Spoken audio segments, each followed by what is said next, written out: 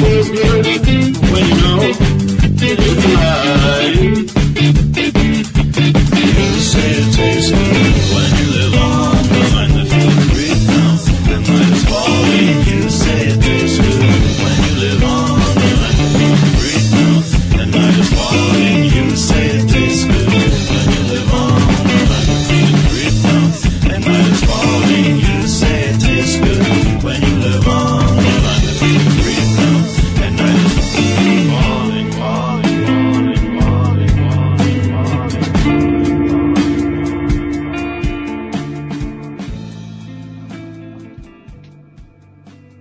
Greetings, everybody. Happy Friday. This is your host, Lavonne, live from the Love Lab, hosting the Anti-Media Radio. Thank you for being here with us live. We are happy to have a program for you Monday through Friday here at UCY.TV. They've been our home for quite a while now, and we're so excited to have even more time to share awesome ideas and news with you guys. So Monday through Thursday, we do our best to cover live topics that are occurring in the world. And on Friday, we try and balance the program with a little bit of practical things that you can apply to your life so that you can think globally but act locally. And we've been having lots of awesome segments the past few weeks in preparation for a sacred journey that's going to occur. Leslie Goldman is once again live with us here in the studio. Hi, Leslie. Hi, Lavonne. It's so nice to be with you here tonight so we can talk about accessing our soul nature, and also I've been blogging this week about the light act, being a light act in contrast to the dark act. In other words, we've got a handful of people in Washington helping us get our act together, because if they get their act together and we don't get our act together, we end up with the world the way it is right now, feeling like we're victims to finances, victims to all kinds of things, and our dreams just stay in the box. You know what I mean about our dreams sticking in the box and feeling like we're being victimized by things we need to do, like finances, paying the rent, doing this, doing that. Whereas someplace inside, there's a dream we were all meant to do. So I want to talk a little bit about accessing our rare seed nature. You know, how do we do that? How do we access, even in the midst of so many things happening in the world, such as that look dark, how do we be a light act in the world? How do we be a light act in the world, when the world that we're reacting to asks us to spend a lot of our time either fighting against something, making ends meet? We hardly get a chance to access our dream. Lavonne, can you relate to what I'm saying about taking a leap of faith and doing what you can to access your dream? More than ever. I used to talk a lot about my JOD on this program, and I was so proud of my position in the community and the manner in which I help people. And it was so gratifying to see people kind of like facilitate a healing reaction. And a healing reaction is when you're like thwarted into change, and your body goes, whoa, there's something else going on here. And I was a facilitator of that at my previous job, and it satisfied my desire to help people be their best.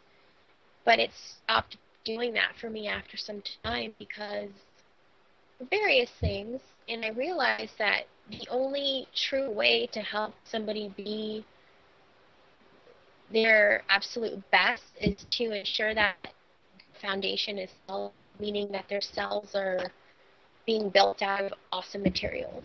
So for me, I decided that I want to get back to my first love, which is food.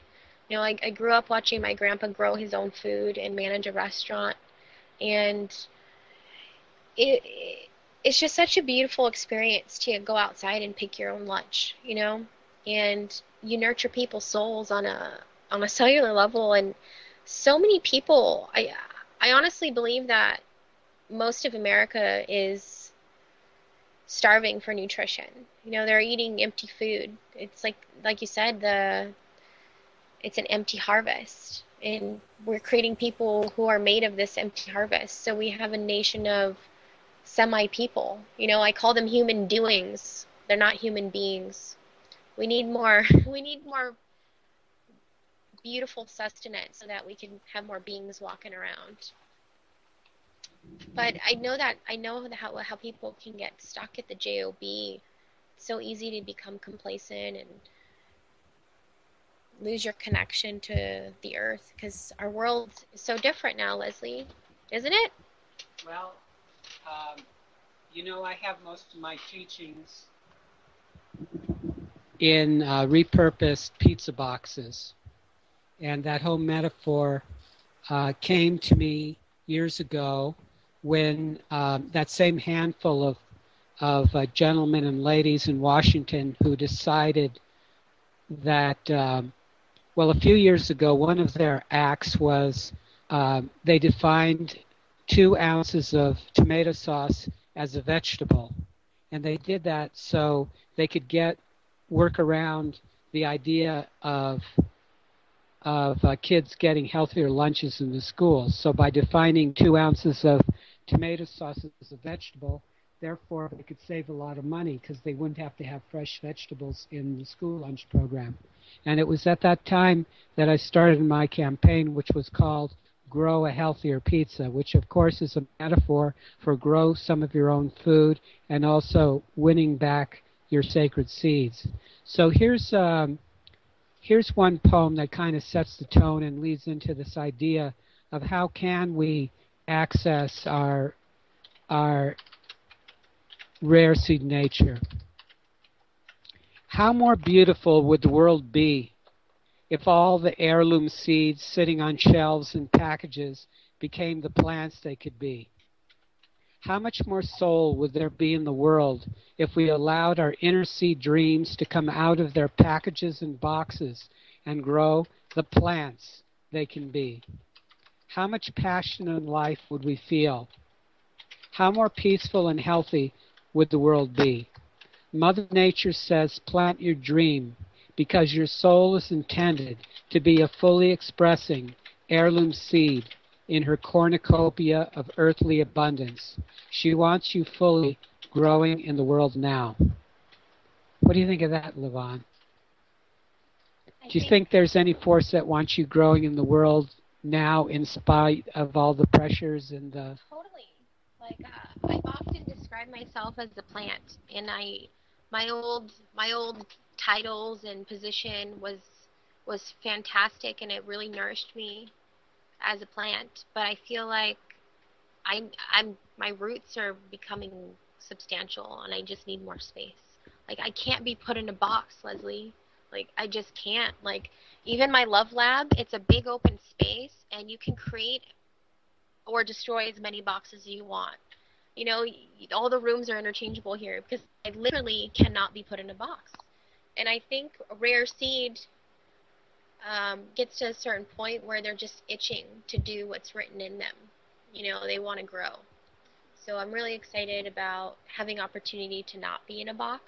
Well, temporarily, we're gonna we're gonna be in the Enchanted Garden Mobile, which is definitely enchanted. I got a chance to practice driving the Enchanted Garden Mobile last week, and many more days to come.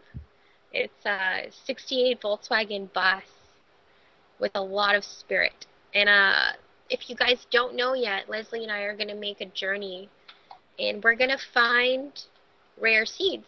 And we're going to hope to inspire the public, the people, the populace towards building communities via food. More importantly, building gardens, which can be very overwhelming to people. But our message is that it should not be, because you can be a gardener with just a pot.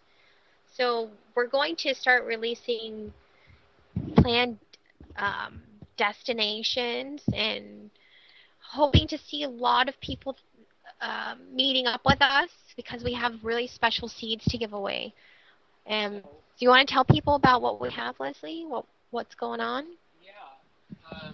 Well, one of the exciting, I would say I've been experiencing a lot of fears lately from being stuck in my own. Yeah.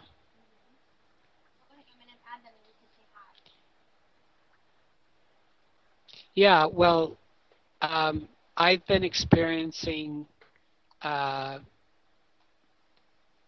different fears, and at the same time, a lot of seeds that I've planted are coming true this week. Like, can you imagine? Like, here's a picture, Lavonne. What do you see in this picture? That picture of those people. What are they holding? Your seed packet.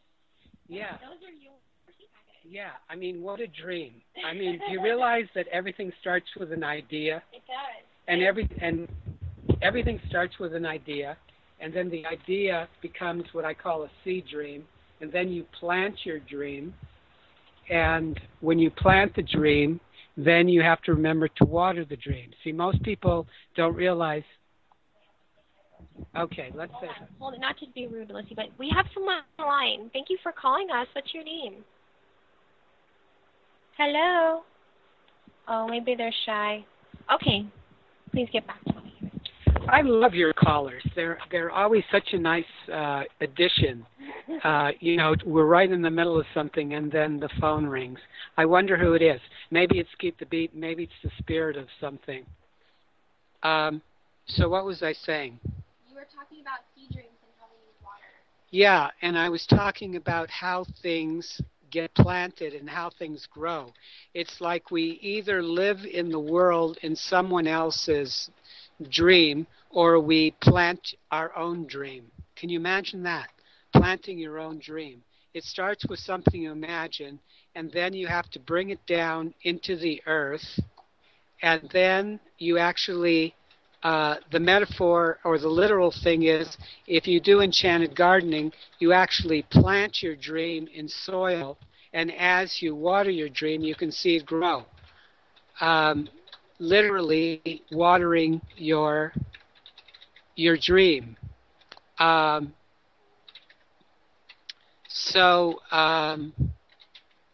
One of the dreams I had, which I probably planted about 2 years ago, was to have Baker Creek produce a seed packet, 1, 2, or 3 seed packets.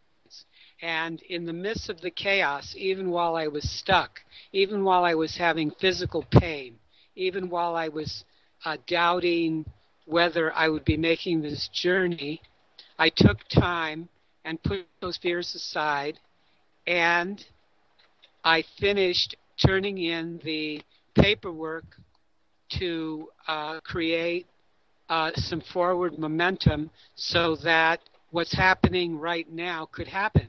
And what's happening is there are 5,000 Win Back Your Sacred Seed starter kits that are being mailed.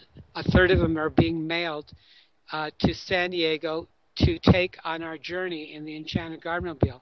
Can you imagine that? I mean, a seed packet with starting from an idea that I had, and the idea now came down to earth, got communicated to somebody else, and they invested in the idea, and those packets are in the mail, getting ready to arrive so we can give them away and help other people learn how to plant a dream.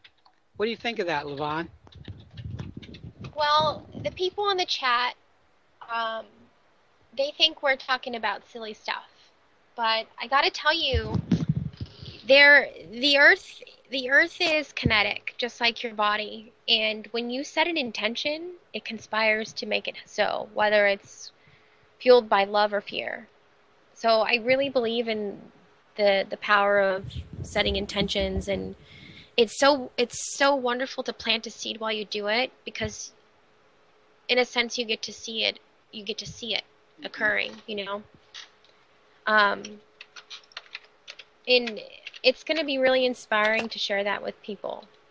And I'm posting some information in the chat right now. I hope that link's not outrageous. That links to the Leslie Goldman's Facebook. You can look him up on there. It's public, right? So people can find you. Yeah. Well, especially I'd like them to look at the YouTube. The YouTube videos, yeah. Where people are reading the There's some. Sacred Seed. Oh yeah. Okay. Let's. Sacred Seed. Prayer. Leslie was a speaker at the March Against Monsanto in San Diego, and we had some really awesome. Yeah, that's it. That's the one right there. We had some really awesome participation from the crowd, and it was so moving. So I'm going to drop that link in the chat, you guys. Check it out. Well, I'm curious what is silly stuff and what is unsilly stuff. It's just people are skeptical when they hear certain words, and words have a lot of power. So when you set an intention as a gardener, you literally plant it. And mostly my mission is to help people become more connected to their food, because ultimately it's becoming more connected to yourself, which is really important. And so many people are in this existence searching for something, an anchor, and why not be your own? When you're content in your being, like, you're literally grounded and you're anchored. So regardless of your beliefs, I think food's a major part of that. There's some correlation between food and feeling good. I don't know. Like, there's some sort of madness in there, Leslie. So what is the pure food revolution? That's what Baker Creek is calling the National Heirloom Expo, September 8 through 10. What is the pure food revolution as far as what people are getting to eat right now, and what more and more people will be eating without knowing because of these laws that are on their way into law in Washington called the Dark Act, which deny people the right to know.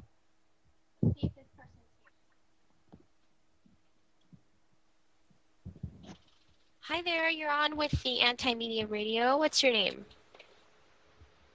Lavonne, how you doing? The goddess of Anti-Media Show. What's up, Lefty? How you doing? Hi there. Who is this evening? I'm sorry, I didn't catch your name. This is Manny from Hollywood, California. How you doing? Oh, Manny, I thought that was you. I'm doing really well. It's nice to hear from you. Well, same here. I just wanted to compliment you guys on your show, something like that. You kind of made me remember, working in the fields. There was a rough work because we were undocumented and stuff like that. And I mean, it's not something I would want to do the rest of my life, stuff like that. It's something that's necessary for you to do. But one of the things that you reminded me of is the only thing I do like about being a migrant worker is that we connected to Mother Earth and stuff like that. And that's one of the most positive things that people should maybe get rid of the teepees or whatever and go out hiking and actually do what Leslie's doing, and just plant the seed, water the seed, and love the seed, Well, these silly things I'm talking about are the way people lived on the earth for most of the time that they really lived. And they lived according to principles of nature, principles of growth. Gardening wasn't just about something physical. It was about a whole connection to a way of life that included the moon, that included the stars, that included rituals, that included ceremony, that included seasons, that included community.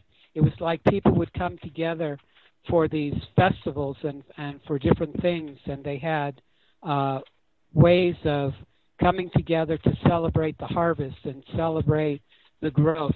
We have some of that coming back through the farmers market, which I would say is not your everyday shopping experience. I'm looking forward to doing a trial run with Lavonne this Sunday at the Hillcrest Farmers Market, where we're going to actually go to the Hillcrest Farmers Market in San Diego and do a trial run of what we're going to be doing on the road in the Enchanted Garden Mobile, my 68 VW van. Can you imagine that, Manny, taking a 68 VW van 700 or 800 miles one way up to from San Diego to Santa Rosa just because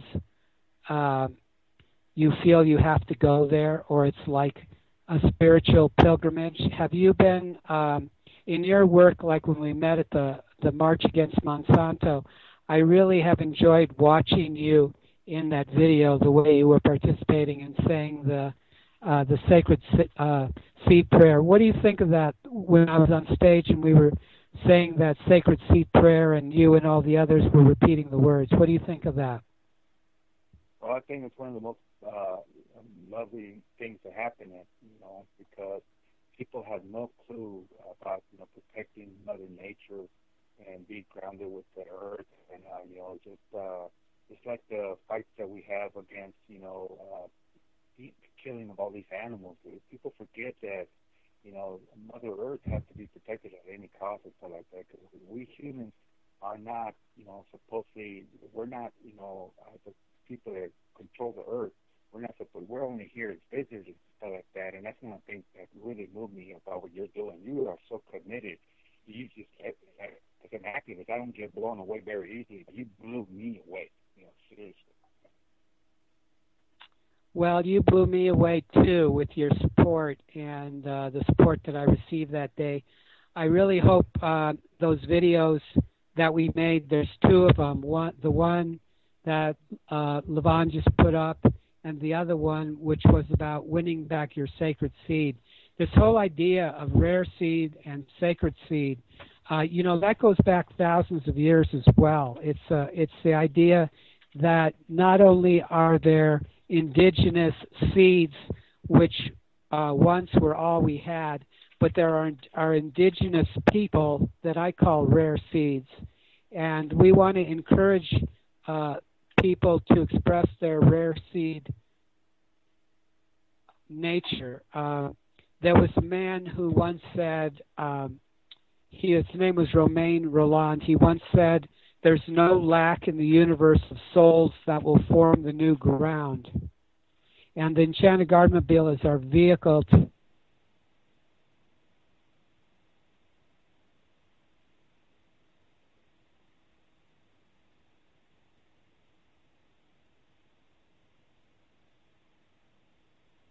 for thousands and thousands of people who took their lives out of the box, literally out of the pizza box, and lived their dreams and planted like these starter kits that we're getting, these Winning Back Your Sacred Seed starter kit. I'll talk more about that. But what do you think of that answer to making the world a more beautiful place by people planting dreams and living the life they were that they imagined? What do you think of that, Manny? Okay, I think it might be Manny. Are you there? Yeah, what happened to your song? All of a sudden we went dead. I don't know what happened. I was showing green lights over here. That's too bad. Oh, okay, well, I'm glad we're back live and all that. Oh, strange. Okay. But, I want to compliment you, Lavonne, for having Leslie talk about this, because I can't see a better person talking about gardens and talking about Mother Earth, et cetera, than Leslie. If there's one place that reminds me when I go to San Diego to do activist work, if there's one place that I always get reminded of Leslie, it's the World Beach Center, because, it's just amazing how you can eat there, and everything came from the garden and stuff like that. And the commitment that I see at the World Beach Center is just super amazing, actually, stuff like that, So keep on doing your good show, with some good guests and stuff like that, Lavonne. And a lot of hugs from Hollywood, California, okay? All right. Thanks, Manny. We might be coming through Hollywood before too long. Okay, well, I'm sure you'll keep me posted, right? Yeah. Okay. Okay. Have a good night. Bye-bye. Thank you, Manny. Thank you. So that was a fellow activist of ours, Manny, and he was an actual migrant worker in the fields dealing with not only indigent pay, but horrible experience in regards to his rights as an individual, preparing our food, compensated very little. Not only that, the exposure to the chemicals. So I encourage you guys to really consider where your food comes from, and if the people who are growing it are getting sick from the things that they're putting on it, and we have proof that it's destroying our ecosystem and depleting our soil and causing disease, why do we continue to fund it, to support it, and to let it occur? And it's daunting. Like, I get overwhelmed. I really do. I've been in this I call it food freedom. I've been in the food freedom fight actively since 2010, so 5 years, trying to get rooted and find out what's my purpose and how can I making a living. It boggles my mind how my mother birthed me here. I didn't ask to be here, poof, here I am. And then I have to literally trade my hours of existence for money so that I can buy food. Why not just spend my existence cultivating food? You see that? Like, I'm missing out on my life if I'm spending my time for dollars. Well, on the itinerary of the pilgrimage we want to take, I want to take you to the Fry Organic Winery. And that's in Redwood Valley. It's about 100 miles beyond Santa Rosa. And once a year I get to do a nature retreat there. And there are many in the younger generation of the Fry family. It's like about, I don't know, maybe 8 brothers and 4 or 5 sisters, and they live on 2,000 acres where they grow this organic and biodynamic wine. And all the youngsters have visions of things like Daniel, a food forest, and different ideas that they have. And there's like someone who is making his own cheese and treating the few cows they have with dignity and gathering the milk in the most hygienic way and making healing foods out of the earth. And it's such a joy, Lavonne. I hope we get to go and be in that pond there and have, if you look at on my Facebook page that I did this morning where I'm talking about rare seeds among us, you could see some pictures of the fruit from trees that met me when I visited there last year. It's the Fry Organic Winery. It's the oldest certified winery in the United States, and I think people should understand the difference between chemical agriculture and actual biodynamic agriculture, which biodynamic agriculture is based on principles. Here's a picture of Katrina Fry right there. She helps keep the winery together. But if you like wine, I would suggest you use Fry non-sulfide wine. And one thing about the Fry family and Katrina, they're one of my sponsors and they help support my journey. You see, if you focus, Lavonne, on your dream, and you focus on one dream at a time, because each dream has 1,000 details. If you focus on 10 dreams at a time, you'll accomplish just about one detail from 10 dreams, and then at the end of the month you wonder, where's your paycheck? Yeah, that's one of the secrets of bringing forth your rare seed nature. And I don't do this very well myself. That's why you and I are probably very, very similar. But that's why I say start growing food in one pot. Because if you have too big of a dream or too big of a plan, you scatter yourself. And there's always forces, whether they're dark acts or whatever, compelling you to be a light act in the world. There's always things forcing you to learn the rules, which people have forgotten, of how things really grow on the earth. What do you think of that idea of doing too many things or having too many dreams? Or what do you think? Is there such a thing as playing it safe, or is there such a thing as going out? Like, can you imagine going in a 68 VW van? That's almost 40 years old, and trusting that, and trusting, like me trusting you, to drive that van. Can you imagine what that process must be like? And then to make an itinerary and say, we're going to be in this place, and we're going to be in that place, and we're going to go there, and we're going to do that. But like, you see, if we get to the Petaluma Seed Bank, or when we get to the Petaluma Seed Bank, that's what I was doing today. I was sitting at the computer.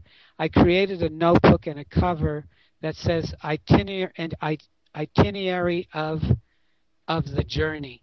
And that's what I create. I get these ideas. I use graphics to show myself and gain confidence. I put your picture on it because I didn't hear from you today. And so I wanted to build the energy of you and I, and the fact that we were setting out on this pilgrimage of faith to really do something that could be very fearful and very frightening, you know. And I think everybody has to face their fear and has to face something, especially in a world where we have people who want to make it more and more difficult for us to know what real food is. And here we are going to join with others, about 10,000 or more, and children, and give them away free seeds.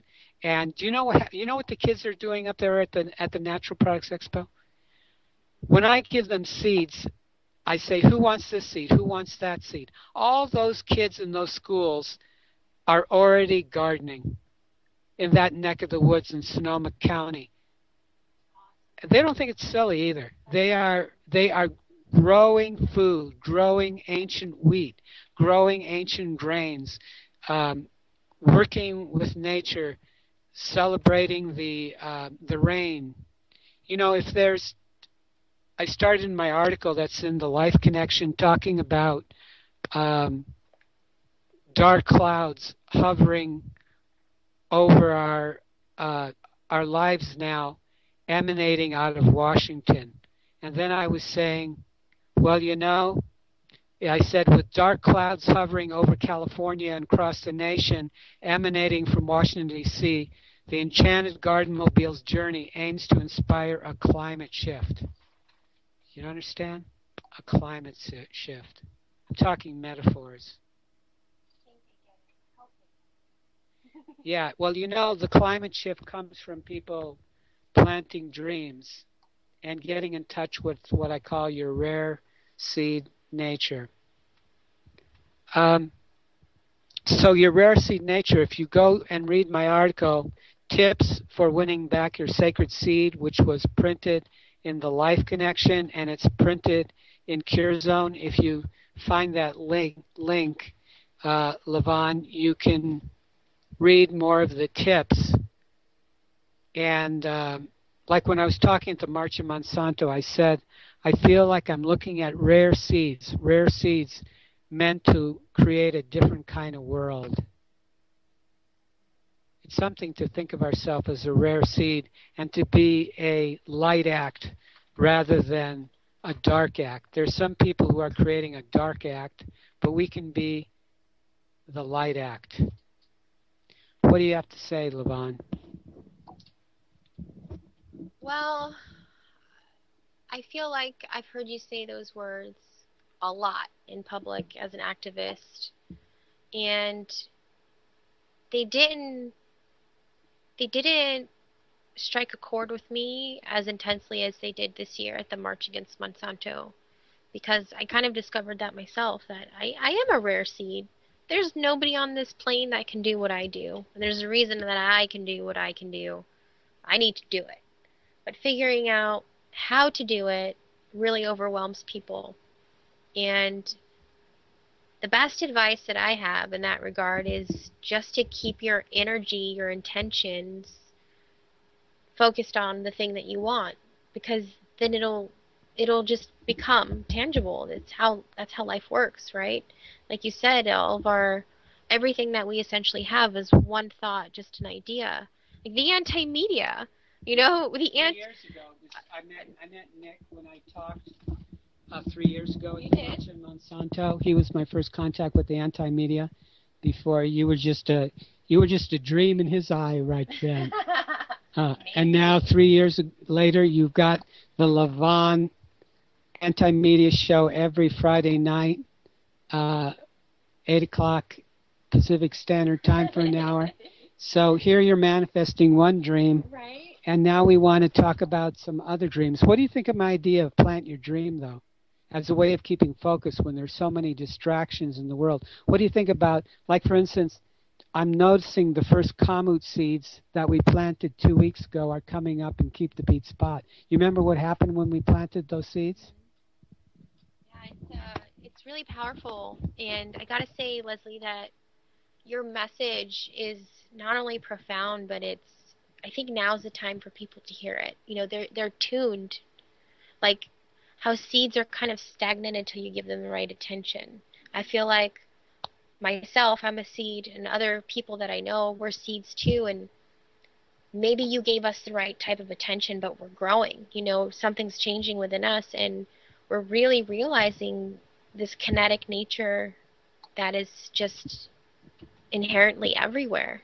And a couple weeks ago, you guys, and I've seen this happen, but not like this, not so instantaneously, where right after the show, Leslie took us outside to my house to the back of his enchanted garden mobile, and we planted some seeds, like the ancient kamut. And I put the link to it in the chat, you guys. And I swear to God, It was the next morning.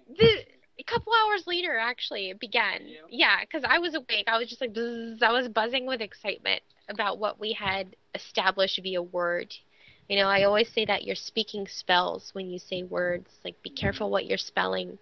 And we planted intentions, and the skies opened up, and like an entire ocean fell out. Well, what's considered an ocean for our county? In July, it rained for 2 whole days straight.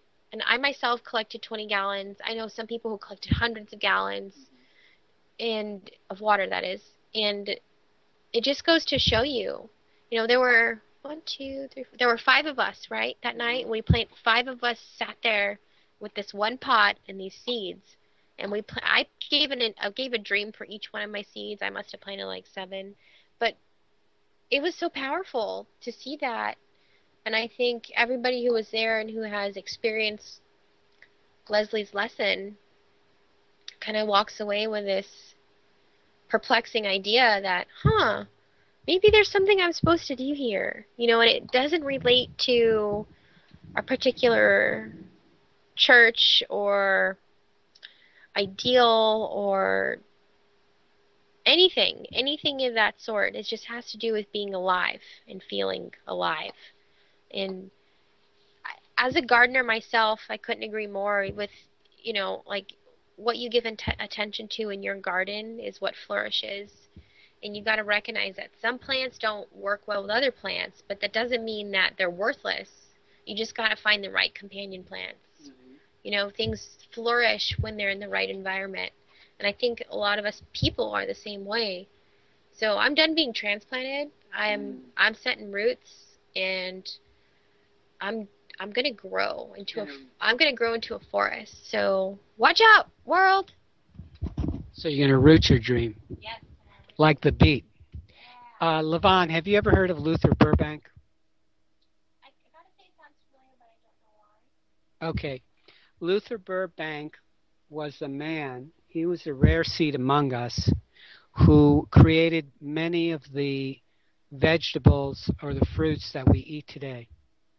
And he had an empathetic relationship with nature. And one of my stops on the itinerary, like close your eyes for a minute, Lavonne. Imagine an incredible garden with all kinds of beautiful flowers right there in Santa Rosa, a few blocks away from the Sonoma County Fairgrounds. And that is where Luther Burbank did some of his plant work. But he created, it's called the Luther Burbank Home and Gardens. And the Saturday before the National Heirloom Expo, I'm inviting those who are there to come and join me at the Luther Burbank Home and Gardens. And we are going to gather some of the rainwater, and we're going to, he's got a pond there, not rainwater, but he's got a little pond. And I want to water some of his plants in honoring of him, in gratitude that we made it successfully for the fourth year in a row in a 68 VW van to Santa Rosa.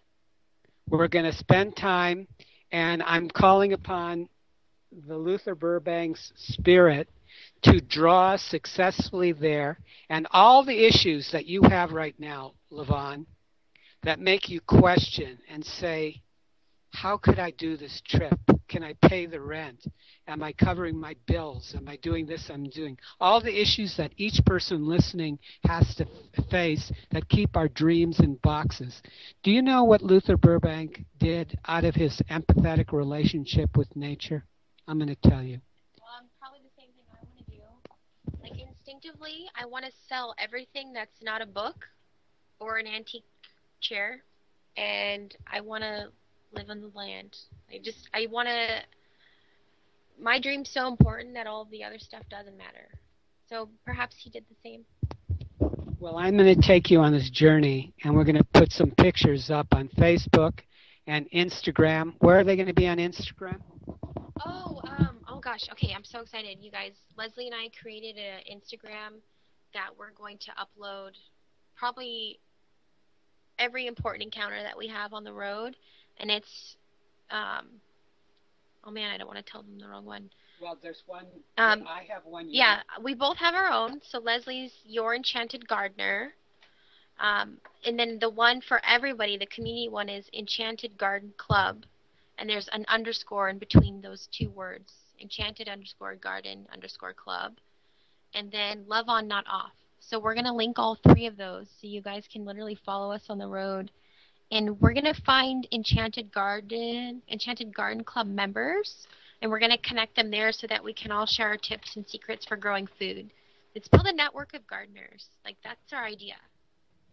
So I want to touch upon this idea of creating an empathetic relationship with nature. Okay? That's what happens when you tend plants. That's the secret and the mystery of how you could plant a seed and it can start raining the next day in sync with your ideas and your thoughts and your words and your intentions. So we're going to give away these seed packets of ancient kamut that my friends at Baker Creek Heirloom Seed Company, put that link in there, the whole Baker Creek Heirloom Seed Company.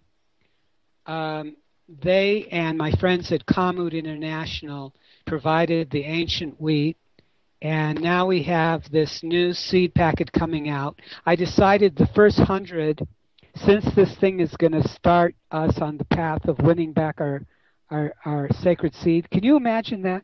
We've practically lost all the seeds that once grew on the earth. Can you imagine there was such varieties of seeds, and that's what's called heirloom seeds, and actually the rare seed that we are as indigenous people. But could you imagine we once had an empathetic relationship with nature, and nature actually loved us, and we could feel that love? And that's why these documents, when we give people freely the Sacred Seed Starter Kit, that's why I want to encourage people to read the Enchanted Garden Club prayer or the pledge.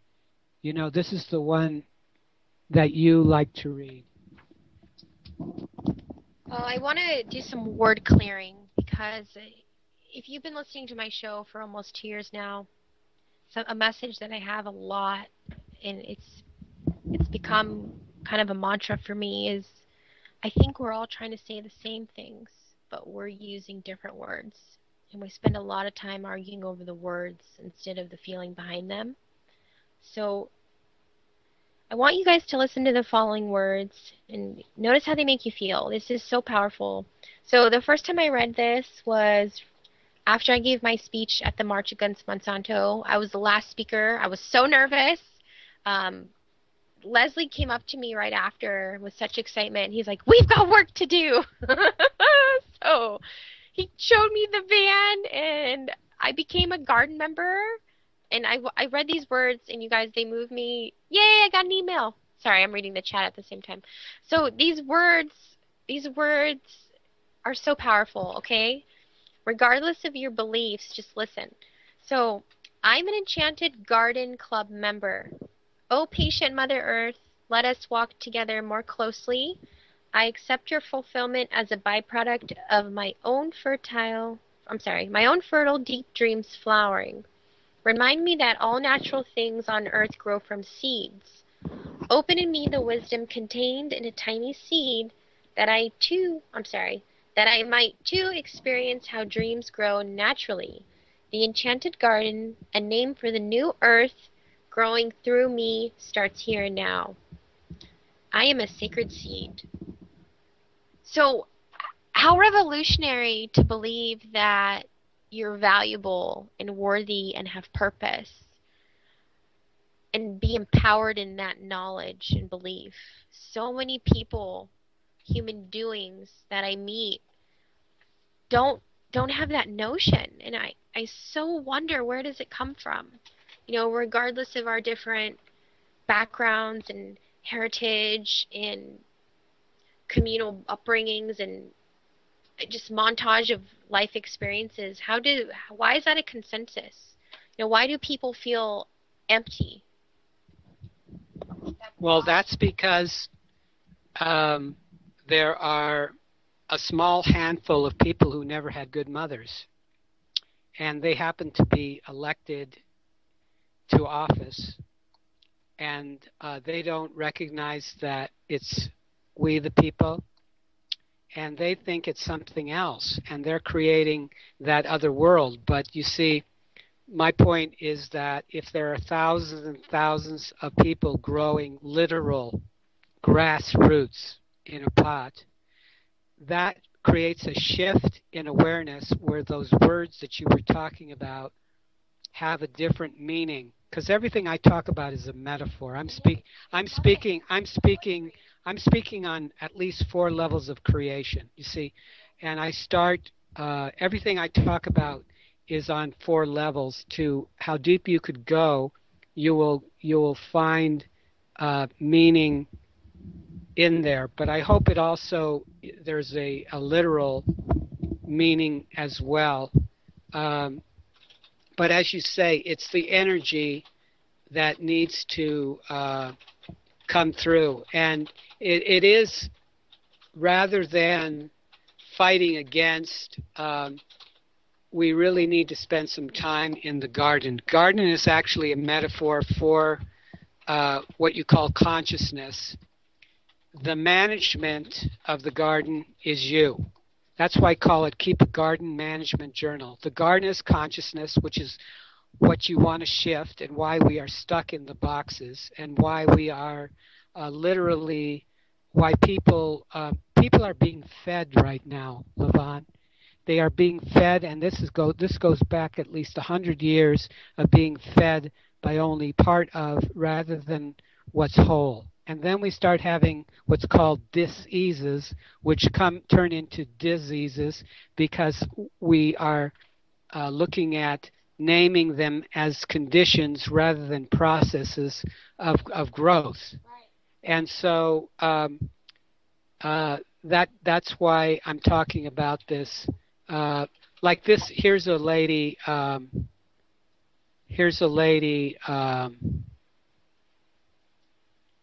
Yeah, if anybody goes to this,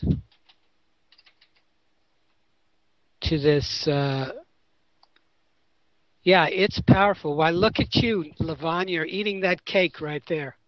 How was it? Overwhelming. So it's too sweet. It was Too much sweet. Too much of a good thing is not good. okay. Well, I'm going to tell one more story about Luther Burbank, because that's on our. I do like cake. Yeah, I know. Well, let them make cake. I want to tell you one more story about Luther Burbank.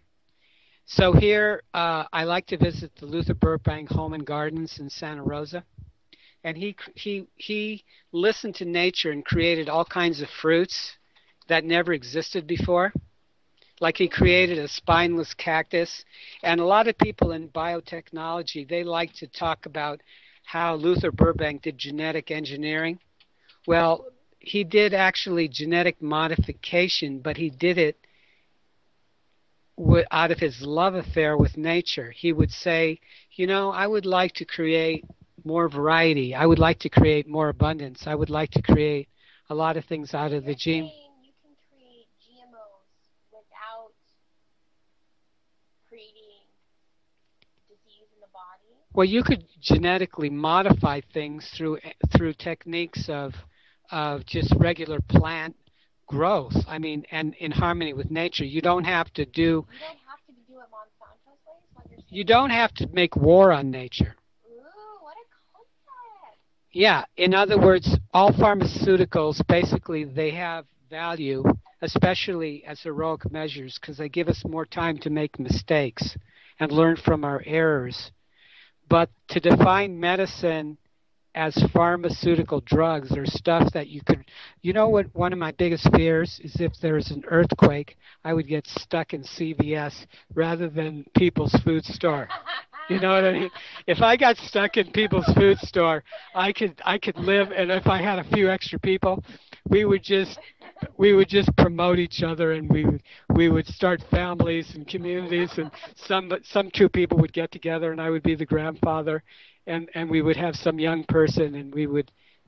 So guess what Luther Burbank did? In 1907, in his he wrote a book called, I have it right here, it's called The Training of the Human Plant, okay? And he talks about how plants and kids grow by the principles of nature. His book is online, it's called The Training of the Human Plant. And he talks about childhood education. And, well, in the earthquake of 1907, San Francisco, 100 miles away from Santa Rosa, they had this tremendous earthquake, and a lot of things fell down. And in the city of Santa Rosa, a lot of buildings fell down. But would you believe that Luther Burbank's greenhouse made out of glass, guess what happened? Was it fortified by plants? Well, it was his greenhouse. Tell me what happened to Luther Burbank's greenhouse during the earthquake of 1907. Here, tell me. I want to say that it was covered in vines and that it was held by them. I know the power of vines. Something tells me that's what happened. Well, I don't know if it was covered with vines, but it was definitely covered with glass. And not one pane of glass shattered. Wow. And all the other buildings around him in the city, a lot of them were affected by the earthquake of San Francisco. So what is that? What is that empathetic relationship with nature that I'm talking about, of someone who created in harmony with nature? And I'll bet you there's at least a couple young people that we know who would like to, who have dreams and would like one of our winning back our sacred seed starter kits. You know, the first 100, I think we should sign them and number them and offer them, because this is the start of the pure food revolution. This is the start of a dream that I had. And I've had other dreams, you know, Lavonne. Look at this. See this book? See that? What's that called? The Ultimate Gardener. Okay, that was a dream I had 15 years ago. I wanted to be published by that company. Oh. Okay, now I gave them this idea for this book. I thought I was going to write it, but I didn't. But they just put some of my pictures in here. This is one of mine. But when the book came out, I was so surprised. Look what it says right there. Wow, it's dedicated to you. It says, to Leslie Goldman, the Enchanted Gardener, for planting dreams and seeds of inspiration. I'm getting so many chills right now. Are you putting a spell on me? To all those who garden and for those who dream to have a garden one day. Especially the people who are talking to me in the chat. You guys want to garden. Don't be inhibited by having a small box. You know, that's a limitation in your mind. You can grow in anything. There's a few of you in there who are saying that, hey, you grow in a tire or, you know, a container. You'd be amazed. I pull seedlings out of my compost. Seeds grow if they're nourished the right way. So you give them what they need, and they're gonna flourish. So right? I want to give you what you need. Oh yeah. I need to know that you're going to make this journey in the Enchanted Garden Bill no matter what, and you're going to find a way. And we need to plant a couple seeds to that. I agree. We do. We need to plant some dreams, and you need to read this from the Enchanted Gardener's book. This is a book. What does this say? Here, I'm going to give you a... First, I'd like to put a little notation here, since we're talking about seed dreams. Maybe a year ago, I asked the universe for a teacher. I said, I need a teacher, like Mr. Miyagi style, but way cooler. But he's got to speak in metaphors. I'm pretty sure that's you. Okay, and... Okay, so first of all, where's my seed pack? Oh no. Everybody stop what you're doing and find the seeds. Everybody put your attention on the lost seed. I know I had a seed. We're gonna run out of time soon, but I want to leave you guys with these words. Read so and restore. This is dedicated to Lavonne having the courage to find a way to get in the Enchanted Garden Mobile, and to safely drive us along the way, as you wrote on the flyer, to meet the sacred seeds. Yeah, I got to find the other me's and give them their power. So restore my faith that grows grass endlessly in each and every new moment, and seeds will come to pass into full-blown dreams in their own time and flowering. Show me the forgiveness to go easier on myself, to live the rhythm of my seasons. Grant me the insight to rejoice future harvest in the present. Leslie Goldman, thank you so much. See you guys on Monday.